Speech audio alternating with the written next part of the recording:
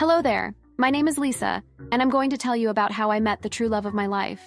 It all started back in college. I met Anthony during my freshman year, and the two of us were instantly attracted to each other. We dated all through college, and once we graduated, we got engaged and soon after were married. Married life was great in the beginning. We would go on dates still, and we were passionately in love. Money was never much of an issue either, since I had inherited a fortune from my parents. They passed away when I was very young in a car accident and left me a massive fortune, but had put it in the form of a trust. I could use the money, but only small amounts at a time, and once I was 30, I would have unlimited access to it. I even inherited the house that my husband and I lived in. Knowing that I had a lot to protect, my aunt and uncle who raised me after my parents died insisted that we got a prenup. My husband signed it without really giving it that much of a glance. After all, we were madly in love, and it didn't matter to him. If it meant that my aunt and uncle were happy, then he would do it if it meant that he could marry me. Years later, I got a call from my old college roommate, Kim. She was moving to our city because of a new job, and wanted to know if she could stay with us for some time while she looked for a place to live. After checking it over with my husband, I told her that it would be okay, and soon after, she moved into our guest bedroom. Thank you so much, Lisa. I really appreciate you helping me out like this. Oh, it's not a problem at all. Anthony and I are more than happy to help. So tell me about this new job. It's such a wonderful place to work. The company is called Citicorp, and the pay is pretty good. Citicorp? That's where Anthony works. Maybe you two can carpool and save some gas money. Wow, yeah, that would be great. In hindsight, I think that had been a bad idea. But at the time, it just made sense. Over the course of the next couple of weeks, Anthony and Kim would go off to work together and then come home together as well. At first it seemed okay, but during dinner, the two of them would constantly talk about work and what happened during their days. I tried to include myself by asking questions, but I just felt like a third wheel. I take art classes twice a week, and when I would come home, I would find them on the couch, a little closer to one another than I was comfortable with. Feeling a bit insecure, I approached my husband and spoke with him. Hey, I noticed that you and Kim seem to be getting along quite well. Listen, I'm just curious what you think of her. Kim? She's okay. I'd rather go and have a beer with my buddies, but she's okay. Why do you ask? I don't know. I was just scared that the two of you might be getting a little too close. That's just crazy. We're casual friends at best. Don't be so paranoid. I felt a bit guilty, but there was still something in the back of my mind that wouldn't let the thought go. A few days later, I was gathering up the garbage from my bathroom to take it out to the curb when I noticed a wrapper.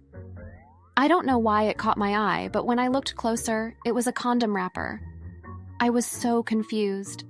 My husband and I hadn't had sex in over a week, so there was no reason that there would be a condom wrapper in our garbage. My mind began to race. I was terrified if this meant that my suspicions about Kim and Anthony becoming more than just friends were true. The next day, I went and bought some cameras with my own money and secretly set them up around the house. The next time that I went to my art class, I dreaded going home afterwards as I feared what I would find. But when I got home, the two of them were on the couch just watching a movie. In the morning, I went and checked the footage and was devastated to see that as soon as I had left the house, that the two of them instantly went at it. They were kissing, and then they went to our bedroom and had sex. Watching them made me feel nauseated. I stormed into the living room and confronted them. How could the two of you do this to me? Not this again. I told you that you were being paranoid. Nothing is happening between the two of us. I then showed them the footage from the previous night. Seeing that there was no longer any use in hiding it, they finally came clean. You recorded us? Yes, and I'm glad that I did, because now I have proof that you were cheating. Well, fine. It's all out in the open now, at least. Lisa, I'm sorry, but Anthony and I are in love, and I'm actually pregnant with his baby. We tried to use protection, but it failed, so you would have found out soon enough anyway. You've got to be kidding me. We're sorry that you found out this way. Listen, we're going to stay somewhere else tonight. You probably need some time to process this. And with that, they left. I didn't know what to say. I had brought Kim into my home, and she repaid me by having sex with my husband and trying to steal him from me. Well, as far as I was concerned, she could have him. But then she began to text me. Hey, Lisa. Anthony wanted to keep things civil back there, but I just wanted to let you know that I have every intention of making sure that you and Anthony get divorced. Oh, that is a guarantee. We're through. Good. And just so you know, you have two options. You can either sell the house and give Anthony his share, or just give the house to us. After all, we'll need it since we're starting a family. There's no way that you're getting my house. I don't think you understand the situation. Fine, have it your way. In that case, you'll be hearing from our lawyers. And just like that, she blocked my number. I didn't know what to do, so I just waited. And sure enough, I received a summons to go to court. The trial was rather interesting, especially when they presented their case. They not only wanted my house, but they wanted alimony because of my trust fund.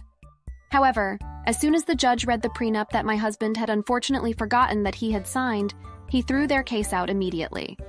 The prenup was airtight. It stated that the house and all my assets were mine alone, and in the unfortunate event of a divorce, Anthony would get nothing. Soon afterwards, we were divorced, and the two of them were forced to move into a small apartment across town. As for me, I tried to keep myself busy. I knew that I was always going to be okay financially, but the hurt from being betrayed by my ex-husband and best friend was something that would take a lot to get over. A year passed, and one day I met someone at one of my art classes. His name was David, and he was so passionate about art that I began to have feelings for him. Not long after that, we started dating, and I'm happy to say that we are now happily married and have a child together as well. Oddly enough, David comes from a wealthy family, so when I told him that I have a trust fund, he was barely fazed by it since he had one as well. But it was more than that. David and I connected on so many levels. We loved the same music, the same artists, and even had the same plans for the future. We just clicked on every level. He truly was the man of my dreams. As for Anthony, I did hear that he and Kim broke up soon after the baby was born. Apparently, it didn't look anything like Anthony, so he ordered a paternity test to be done, and the results showed that he wasn't the father after all. In fact, the results showed that it belonged to one of their supervisors at Citicorp. The ensuing debacle that this revelation unleashed caused both of them to lose their jobs. I wouldn't say that I'm a vengeful person, but after what they did to me, I find it very hard to have sympathy for them. Thanks for watching.